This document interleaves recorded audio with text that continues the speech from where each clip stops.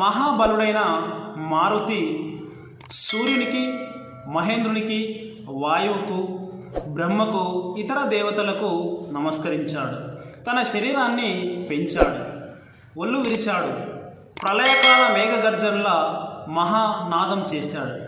చేతులను నడుము మీద ఉంచాడు, పాదాలను దట్టించాడు, చెవులను రిక్కించాడు, తోకను విదల్చాడు.